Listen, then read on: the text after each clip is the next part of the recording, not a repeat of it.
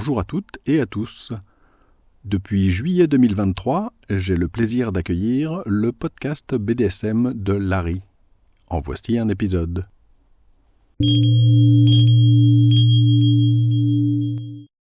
Bonjour et bienvenue sur le podcast BDSM de Larry. Je suis Larry, ceci est le 67e épisode. Dans cet épisode, j'essaye de répondre à la question « Pourquoi est-il souvent difficile de trouver des partenaires dominants ou dominantes ?»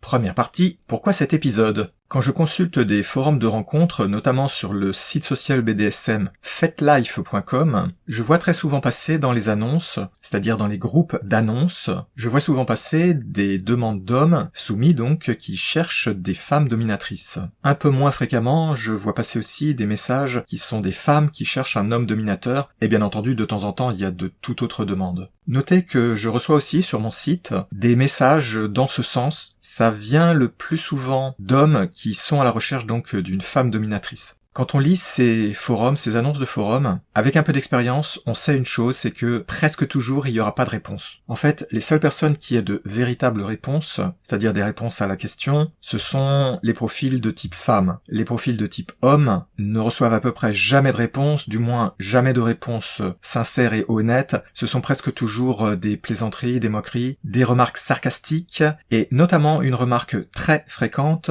qui est propagée par un certain nombre de personnes, à peu près toujours les mêmes, c'est « va voir une pro », c'est-à-dire va voir une professionnelle, une dominatrice professionnelle. Sous-entendu, c'est pas ici que tu trouveras, t'as aucune chance, faut payer. Et bien sûr, tout ça c'est dit d'une façon volontairement blessante, malfaisante, etc., mais j'entrerai pas plus dans les détails. Ce dont on parle le plus, c'est du problème qui est, à mon avis, le plus visible, c'est donc les hommes qui sont en recherche d'une femme dominatrice. Cela dit, la visibilité, ça ne veut pas tout dire, et en réalité, même si on en parle moins, il y a tout autant de femmes qui se plaignent du problème similaire, de la réciproque, c'est-à-dire quand elles veulent trouver un homme dominant. C'est juste que on voit moins passer ce genre de demande dans les forums, donc on en parle un peu moins souvent, mais ça existe, et je sais que ça existe puisque avec mon site, je reçois aussi des plaintes à ce niveau-là. Mais quand on parle du sujet, donc, le plus visible, c'est les demandes d'hommes hétéros, donc vers des femmes dominantes. C'est pour ça que quand on parle de ça, en général, c'est cet angle-là qui est mis en avant, et toutes les autres possibilités sont ignorées. Mais attention, même si probablement il y a plus de demandes de la part d'hommes, c'est vraiment quand même avant tout un problème de visibilité, pour être vraiment bien clair. Ça veut pas dire que ce soit le seul cas où il y a le problème.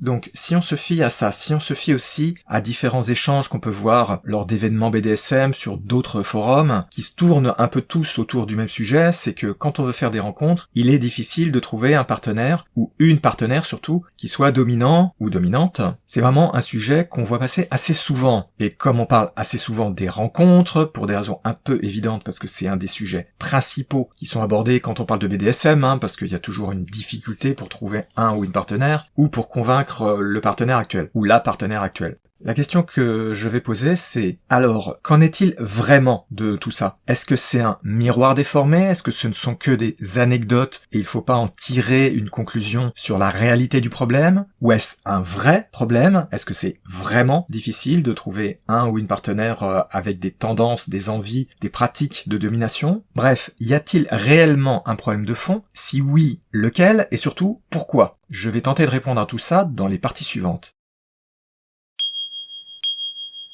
Deuxième partie, de quoi parlons-nous exactement et le problème du contexte.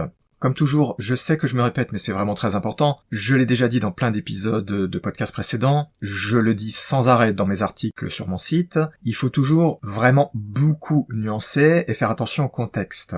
Évidemment, une demande de partenaire, une recherche de partenaire, ça dépend de plein de facteurs, par exemple de l'intensité. C'est sûr que si vous cherchez juste à faire, par exemple, des pratiques du genre mettre un bandeau sur les yeux, être peut-être une fois de temps en temps attaché, ou à l'inverse, c'est vous qui attachez votre partenaire, ou bien peut-être donner ou recevoir une fessée, ou plein d'autres pratiques, mais là je n'ai cité que quelques exemples hyper archi connus dans un but de simplification parce que ce sont des choses que tout le monde connaît, c'est évident que si vous cherchez un ou une partenaire qui s'intéresse à ce genre de choses, c'est beaucoup plus facile de trouver une personne qui accepterait ou serait intéressée en tout cas par ce genre de choses une fois de temps en temps, que de chercher quelqu'un qui est à fond dans le BDSM, quelqu'un comme moi par exemple, ou comme pas mal de personnes qui vont dans les événements BDSM et qui sont plus ou moins sérieusement à fond dedans, et parfois vraiment à fond dedans. C'est évident que plus vous cherchez quelqu'un qui est à fond dans une activité, moins il y a de personnes, donc plus c'est dur à trouver, évidemment. D'où l'importance que je répète, je sais que je le radote, mais l'importance du contexte. En fonction de quel type de recherche on est en train de parler, c'est clair que ça change tout.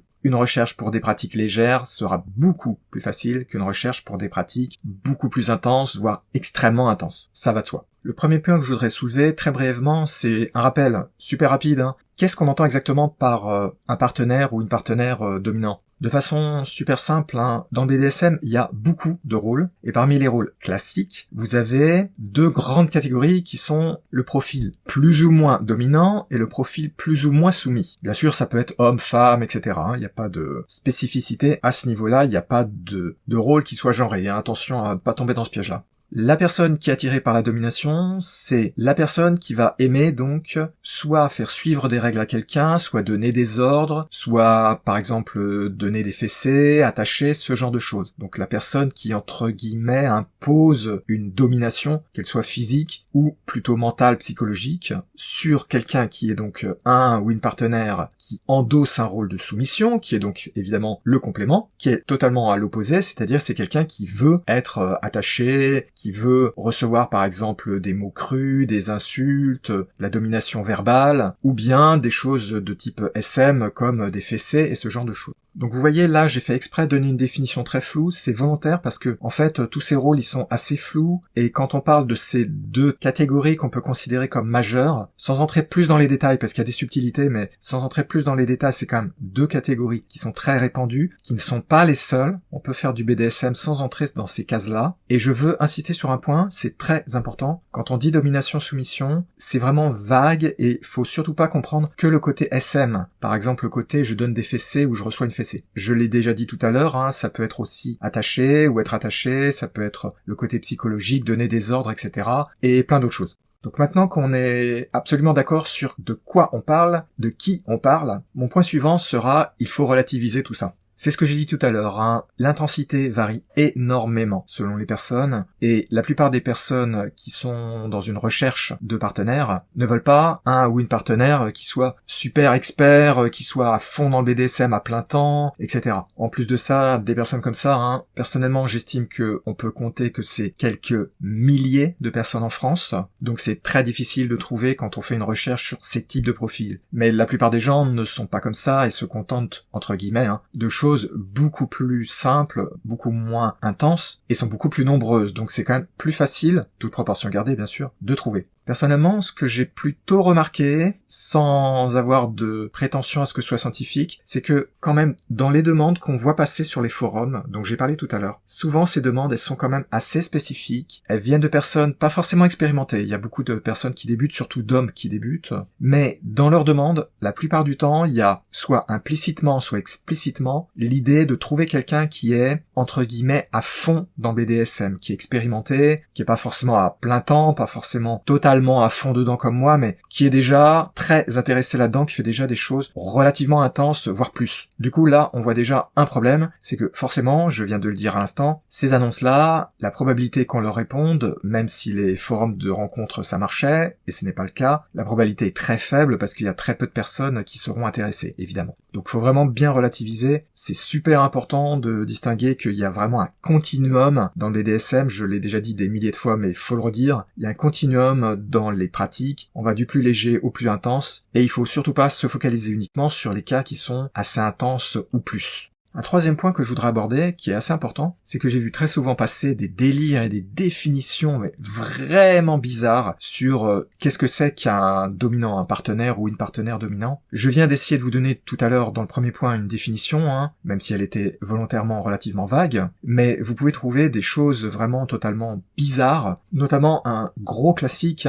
c'est le coup du vrai dominant, qui est relié à la bonne soumise. Si ces termes ne vous parlent pas, j'en parle assez assez longuement dans mon épisode numéro 55, dont le titre est « Mythe, le vrai dominant et la bonne soumise ». J'explique l'existence, le pourquoi de l'existence, et j'explique que tout ça, ça n'a aucun sens. Et que aussi c'est plutôt toxique comme attitude. Mais ces attitudes sont assez présentes, et ce que ça veut dire en gros c'est qu'il y a pas mal de monde qui a des tendances au dogmatisme, à l'élitisme, et qui veut absolument voir un seul et unique type de personnes dominantes, ce sont les personnes qui sont à fond dedans. Et encore, même ça c'est pas forcément suffisant, il faut que la personne suive leur conception du BDSM. J'insiste pas sur ce point-là, mais c'est vraiment quelque chose qu'on rencontre assez souvent, donc évidemment, dans ce cas-là, vous vous doutez bien que c'est quasiment mission impossible pour trouver des personnes comme ça si c'est ce qu'on cherche, par définition. Et je voulais aussi évoquer brièvement un cas que je rencontre de temps en temps, un peu trop souvent à mon goût d'ailleurs, c'est qu'il y a des personnes qui sont incroyablement exigeantes, mais au point que c'est fou, c'est complètement délirant, parfois c'est bizarre. Je vais juste vous citer très brièvement un exemple que j'avais lu qui m'avait frappé. Il y a plusieurs années, j'avais trouvé une femme qui sur internet avait fait une annonce dans laquelle elle cherchait un homme. Je crois pas que c'était un homme dominant d'ailleurs. C'était pas forcément dans un cas de BDSM. Mais ce qui m'avait frappé, c'est que sa liste de demandes, d'exigences, parce que c'était des exigences, faisait au moins une page écrit petit. Et ce qu'elle cherchait était tellement hyper spécifique. Et évidemment, elle cherchait bien entendu que le mieux du mieux, c'était pas juste je voudrais quelqu'un qui ait tel type de vêtements, tel type de couleur d'yeux, etc. Non, ça allait au-delà. C'était délirant ce qu'elle cherchait. Personnellement, je pense pas qu'il y ait un homme sur 1 million qui puisse ne serait-ce que s'approcher de ce qu'elle cherchait. Et probablement même pas 1 sur 1 million. Vous allez me dire, c'était peut-être une super top modèle de 25 ans, millionnaire, etc. Non, pas du tout. Ce qui rendait les choses encore plus bizarres. En gros, elle avait 0 chance que ça marche. Et vous avez quand même assez souvent des gens comme ça qui, franchement, ont des demandes qui sont très déraisonnables. Là, c'est un cas qui est exceptionnel. J'avais jamais rencontré un cas aussi délirant, mais j'ai déjà vu passer pas mal de perles. J'ai déjà vu passer des gens qui vraiment demandent de tous les côtés, je veux dire hommes, femmes, tout ce que vous voulez, qui ont vraiment des demandes super spécifiques. Alors évidemment, si on a des demandes qui sont fortement centrées sur tel ou tel aspect, il n'y a pas besoin de vous expliquer en détail pourquoi c'est très difficile de trouver quelqu'un qui correspond, surtout quand les critères sont complètement déraisonnables. Le 4e point que je voudrais aborder, c'est attention aux stéréotypes sexistes. Je sais bien qu'il y a ce stéréotype qui existe, notamment chez les personnes qui ne connaissent pas réellement le BDSM, qui connaissent pas sa réalité, comment ça se passe concrètement. Il y a cette idée que forcément, il y a que 2 choses dans le BDSM, des femmes qui sont soumises, forcément, des hommes qui sont dominants, forcément. Avec tout un tas de sous-entendus sexistes, bien sûr, sur l'idée reçue totalement dépassée et fausse, de toute façon, que les femmes ceci et les hommes cela. C'est totalement absurde, donc je vais pas insister. Et implicitement, il y a aussi l'idée d'ailleurs, et je vais y revenir tout à l'heure, que c'est plus facile pour les hommes d'être dominants. Ça, c'est complètement stupide, mais je vais y revenir tout à l'heure. La réalité, elle est assez éloignée de ça. Franchement, l'idée que c'est divisé en 2 et que c'est binaire est totalement fausse.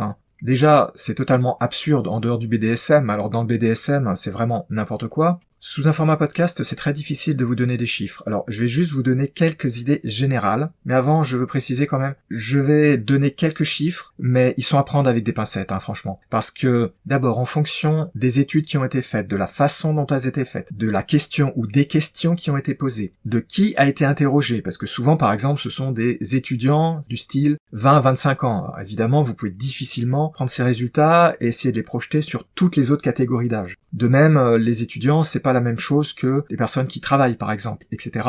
Il y a aussi le problème de dans quel pays ça s'est passé, parce qu'il y a quand même des différences entre les pays. Et en plus de ça, d'une étude à l'autre, même quand ils essayent d'être un peu sérieux, ce qui est pas toujours le cas, les chiffres varient beaucoup. Donc, ce que je vais vous donner, c'est juste des ordres de grandeur qui n'ont qu'un seul but, c'est de montrer que non, il n'y a pas d'un côté les hommes qui sont dominants et de l'autre côté les femmes qui sont soumises. J'ai repris une étude transversale qui présente les résultats d'autres études et qui citait un certain nombre de chiffres. Dans ce genre de chiffres, par exemple, on peut trouver des choses du genre pour le masochisme, c'est-à-dire aimer recevoir de la douleur mentale ou physique. Les pourcentages sont environ 19% pour les hommes et un petit peu moins de 28% pour les femmes. Donc vous voyez, le pourcentage certes est un petit peu plus élevé pour les femmes, mais c'est pas radicalement plus élevé, c'est ça que je voulais bien montrer. Pour le côté sadisme, les pourcentages sont 9,5% chez les hommes, 5,1% chez les femmes. Vous remarquez qu'il y a beaucoup moins de personnes intéressées par le sadisme. Je vais reparler de ce problème tout à l'heure. Et vous voyez aussi que même si les chiffres sont assez différents, ils sont pas non plus radicalement différents. Dans une autre étude, ils disent que 72% des hommes et 59% des femmes ont la fantaisie de se faire attacher, et 65% des hommes, 58% des femmes ont la fantaisie d'attacher quelqu'un d'autre. Pour des choses comme le fouet par exemple, 60% des hommes, 31% des femmes avaient des fantasmes du genre donner une fessée, donner le fouet, ce genre de choses. Et à l'inverse, recevoir, c'était 44% pour les hommes, 35% pour les femmes.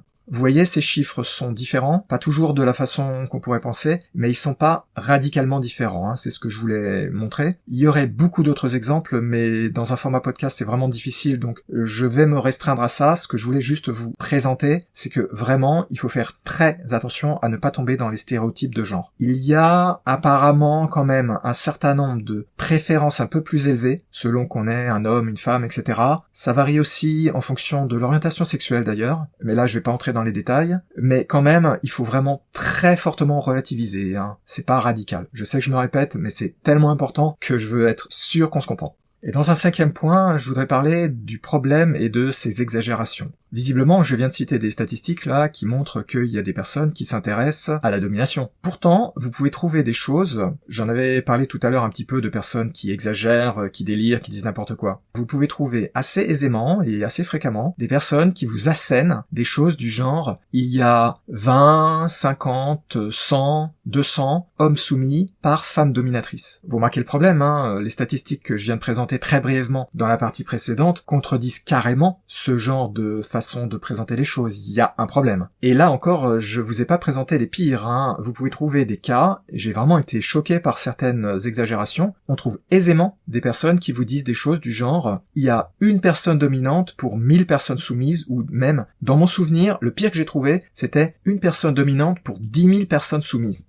Je pense que j'ai pas besoin d'insister sur le fait que c'est totalement absurde, c'est délirant, ça n'a pas de sens. Là, clairement, hein, on est en train de parler de personnes qui ont une vision hyper ultra étroite, complètement bizarre de ce que c'est être dominant. Les chiffres que j'ai cités tout à l'heure, même si on pourrait les discuter, et ensuite, faut voir exactement qu'est-ce qu'on entend par dominant, quelle était l'intensité auquel les personnes pensaient, mais clairement, c'est pas 1 pour 1000, c'est pas 1 pour 10 000, c'est complètement absurde, c'est ridicule. Personnellement, je trouve que c'est complètement stupide de dire ça. Ça n'a pas de sens. Évidemment, parfois, ce genre de conception, sans aller dans ces exagérations que je viens de citer, viennent d'expériences qu'ont eu des personnes en allant par exemple dans des clubs. Ce qui est un problème, mais ce qu'il y a, c'est qu'une expérience, c'est une anecdote, et une anecdote, c'est pas une statistique. Je vais vous citer rapidement un témoignage que j'ai trouvé vraiment intéressant. C'est celui de Jay Wiseman, qui est un auteur BDSM bien connu, qui a commencé à se lancer entre guillemets dans le BDSM aux USA dans les années 70. Il a écrit des livres, il a participé à des associations, enfin c'est quelqu'un vraiment d'assez connu. Et dans son livre qui existe uniquement en américain, donc je vous cite le titre, c'est SM 101, A Realistic Introduction. Ça s'écrit en fait SM 101, ça veut dire SM 101, une introduction réaliste. Dans ce livre, dans les premières pages, dans les préliminaires, il explique ses premiers pas dans le monde du BDSM, et évidemment dans les années 70, vous vous doutez bien qu'il n'y avait pas le web, il y avait énormément de tabous, beaucoup plus que maintenant, bref, c'était difficile d'aller dans des événements BDSM, mais il existait des choses organisées, des clubs, etc., qui, entre parenthèses, n'utilisaient pas le terme BDSM, qui n'existait pas encore à cette époque-là. Après avoir eu quelques expériences personnelles avec des jeunes femmes de son âge, bien entendu, qui avaient elles aussi des intérêts pour par exemple le bondage, ou du moins il avait réussi à les convaincre de faire des essais, il avait trouvé un club pas loin de là où il habitait, et il avait donc tenté d'y aller. Et sa description est la suivante, et ça m'a vraiment marqué. Il écrit que dans la pièce où étaient entrées les personnes qui devaient participer à la soirée, il y avait une 30aine de personnes. Et à un moment donné, une des personnes responsables du club était entrée et avait demandé à toutes les personnes intéressées par le rôle de soumission de le suivre. Et là, dans le livre, il explique que il s'attendait à ce qu'il y ait à peu près personne qui se lève. Parce que dans son esprit, c'est ce qu'il explique, lui, il arrivait à concevoir aisément qu'on puisse vouloir être dominant, mais il avait du mal à comprendre qu'on puisse vouloir être soumis ou soumise. Et là, il avait été très surpris, parce que là où il s'attendait à ce qu'il y ait presque personne qui se lève, eh bien, la plupart des gens, en fait, avaient suivi l'organisateur et étaient sortis de la pièce. Et il raconte que sur une 30aine de personnes, seuls 4 étaient restés, donc parce qu'ils avaient des envies de domination. Ça l'avait évidemment surpris, mais n'oubliez pas qu'à l'époque, il n'avait pas d'informations sur le BDSM, il était en pleine découverte, même s'il avait déjà dépassé la vingtaine, et à cette époque-là, bien entendu, les informations sur le BDSM, c'était misérable. Évidemment, quand vous entendez un témoignage comme ça, même si c'est un témoignage lointain, vous pouvez pas ne pas avoir l'idée, l'impression que la plupart des gens sont intéressés par la soumission. C'est assez normal. L'ennui, c'est que tout ça, ce sont que des anecdotes, c'est ce que je disais tout à l'heure. La vérité est beaucoup plus nuancée. C'est sûr qu'il y a beaucoup de personnes qui s'intéressent à la soumission, et c'est pas impossible qu'il y ait plus de personnes qui s'intéressent à la soumission qu'à la domination, même si je me méfie un peu des chiffres. Mais tout à l'heure, je vais revenir à ce que je pense être le problème de fond. En attendant donc, ce que je voulais vous présenter, c'était un peu tous les aspects, tous les angles du problème, et vous montrer qu'il y avait vraiment quand même beaucoup, mais alors beaucoup, d'exagérations, de mauvaises perceptions, de chiffres qui sortent du chapeau, et je suis très poli. Bref, il y a beaucoup de délire sur le sujet, alors que clairement les statistiques que j'avais évoquées brièvement tout à l'heure montrent que c'est quand même pas une différence si énorme, et c'est certainement pas une personne dominante pour 100 personnes soumises, complètement ridicule. Cela dit, il y a quand même pas mal de personnes qui ont du mal à trouver donc des partenaires, que ce soit des hommes, des femmes qui sont dominants, et il y a toujours cette idée que c'est difficile de trouver des femmes dominatrices. Je vais y revenir tout de suite.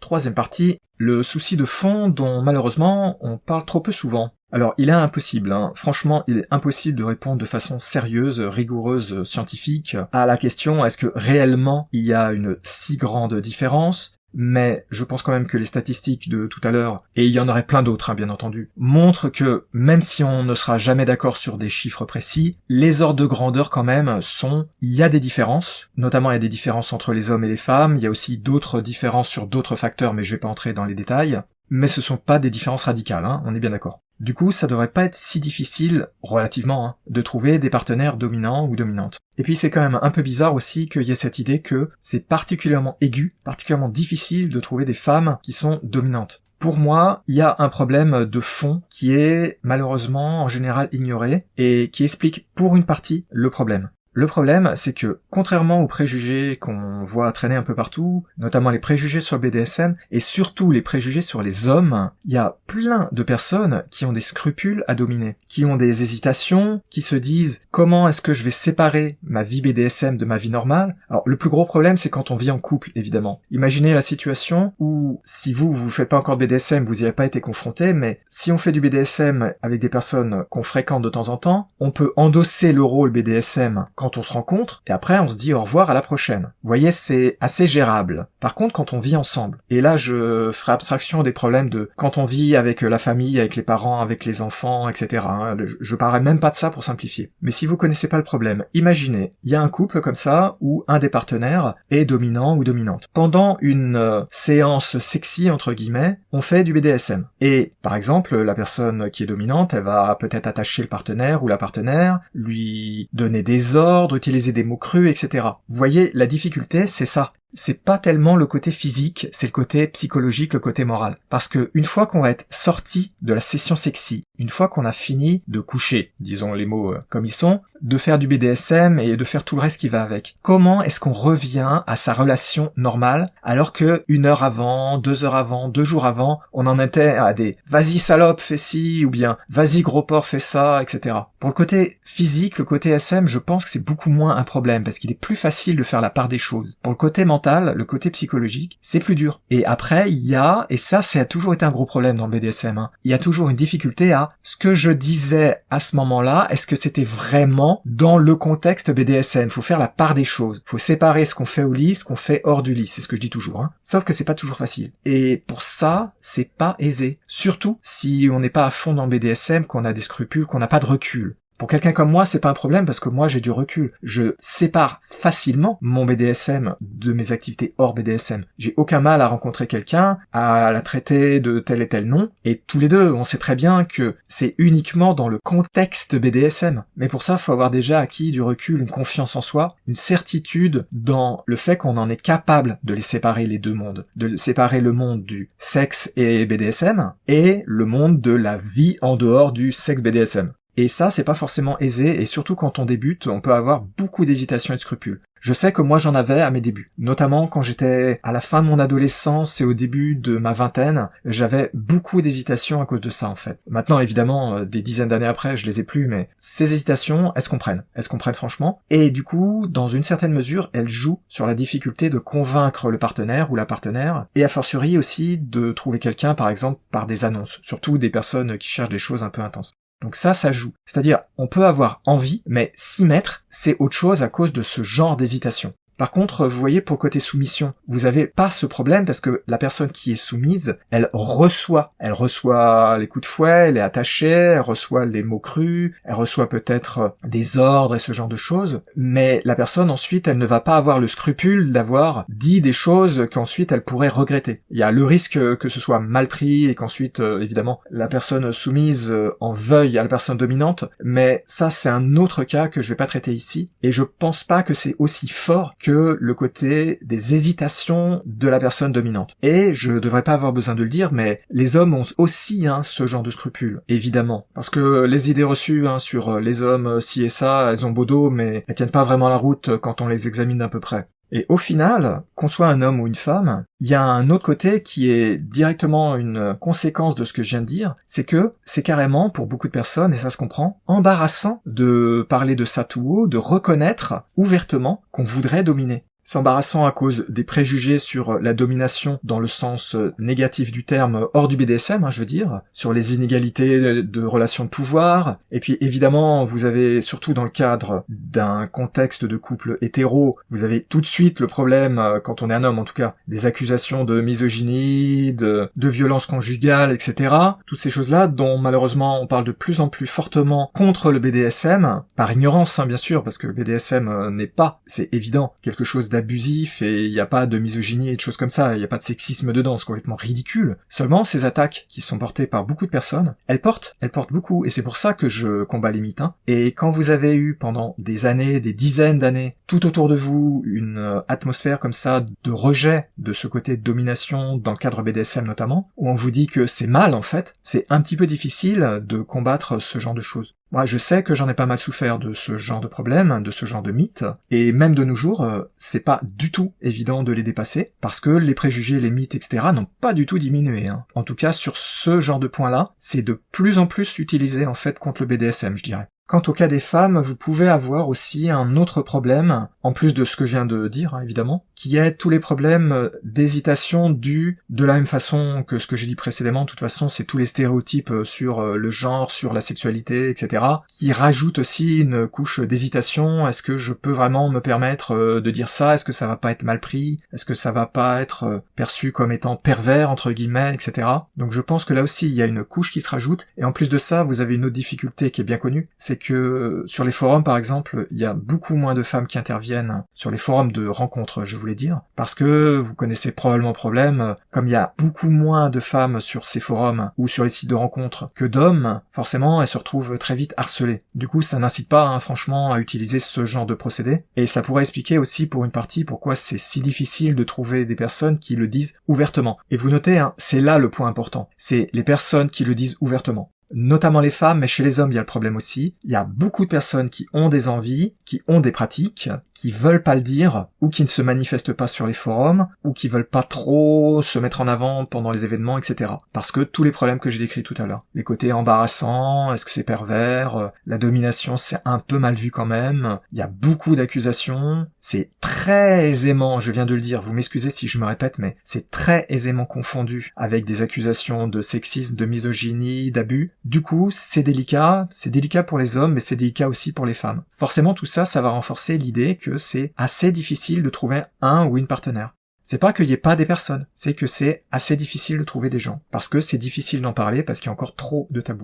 Et en plus de ça, un dernier point qui est important, c'est si vous vous intéressez à un partenaire dominant qui fait du SM, c'est-à-dire sadomasochisme. J'en avais parlé tout à l'heure, vous aviez peut-être noté que le pourcentage était très faible en fait. Donc là, évidemment, si vous avez un nombre de personnes qui s'intéressent à ça qui est assez faible, si vous cherchez un ou une partenaire qui fait du SM, qui est dominant, c'est-à-dire qui va donner du SM, si j'ose dire, là c'est carrément beaucoup plus difficile parce que le pourcentage il est faible. Et pourtant, c'est pas qu'il y ait pas de personnes qui s'y intéressent. ça. Mais ça dépend un petit peu quand même des pratiques. Et là, la raison, je pense, pour laquelle c'est délicat, c'est parce que quand on connaît pas surtout, le côté SM, ça fait peur, évidemment. Vous imaginez bien que quand on parle de la fessée encore, ça peut passer, mais quand on parle de choses genre le fouet, etc., les images mentales, ce sont des, entre guillemets, violences, ou bien ce sont des films, des vidéos qu'on a vues, par exemple sur des sites porno et qui sont en général relativement intenses, ça peut être des films, enfin on se fait toute une montagne, et on imagine des choses très intenses. Du coup, forcément, il y a beaucoup de personnes qui vont hésiter à vouloir le faire vraiment. Ça se comprend. Mais, je l'ai toujours dit, hein, le BDSM et le SM en particulier, il y a de tout, et on peut faire des choses légères, aussi bien que des choses qui vont jusqu'à l'intense.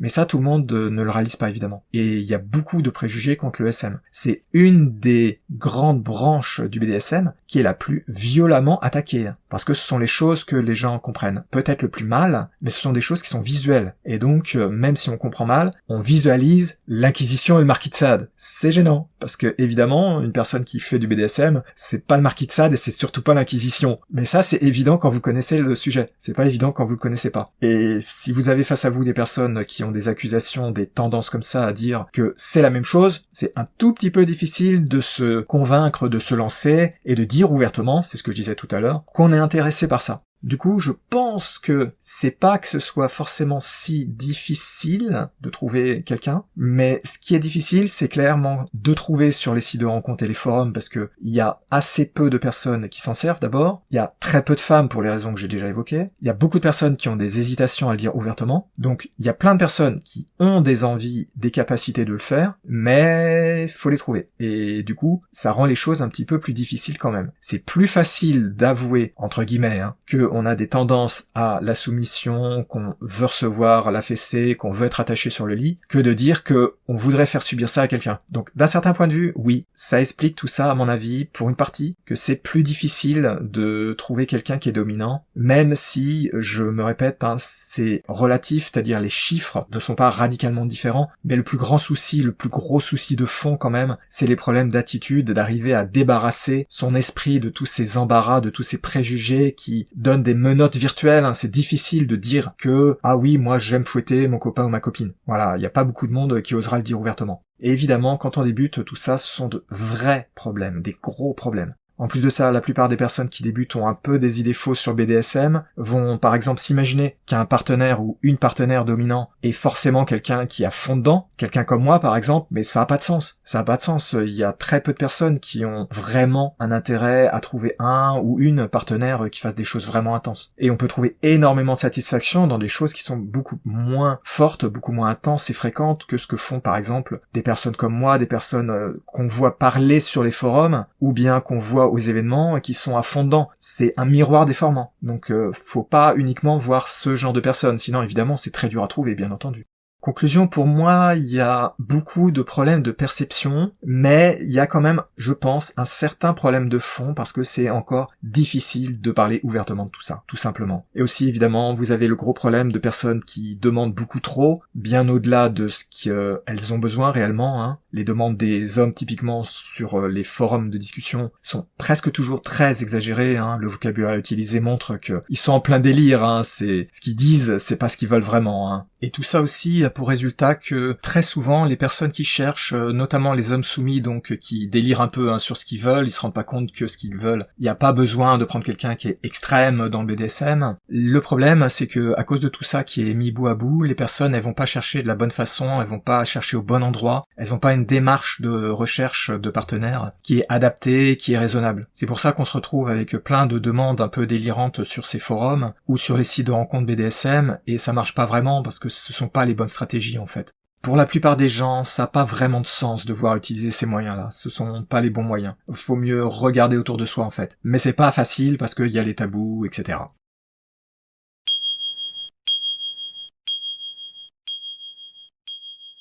J'espère que dans cette petite présentation, je vous ai bien convaincu ou convaincu que des deux côtés, dans le côté soumission, dans le côté domination, il y a beaucoup de monde. Ça devrait pas être si difficile de trouver un ou une partenaire qui aime la domination ou qui voudrait faire de la domination. Mais le problème, c'est que on est vraiment dans un environnement défavorable. Défavorable à la fois parce que les personnes ont encore dans la tête plein de mythes, d'idées fausses, etc., ne cherchent pas aux bons endroits, ont des demandes qui sont totalement totalement à côté de la plaque. Vous avez aussi tous les problèmes que j'ai expliqués assez largement dans la partie précédente d'embarras, de difficulté à avouer ses envies, à les avouer ouvertement surtout, alors que en réalité il y aurait beaucoup de personnes qui seraient intéressées par tout ça. Et donc on va se retrouver dans la situation assez connue en fait, d'avoir des personnes qui cherchent des deux côtés et qui ne se trouvent pas parce que c'est difficile d'un côté de faire les recherches aux bons endroits et de l'autre côté, du côté dominant, c'est pas toujours aisé de verbaliser, d'expliciter tout ça, d'en parler ouvertement, d'en parler même à sa partenaire.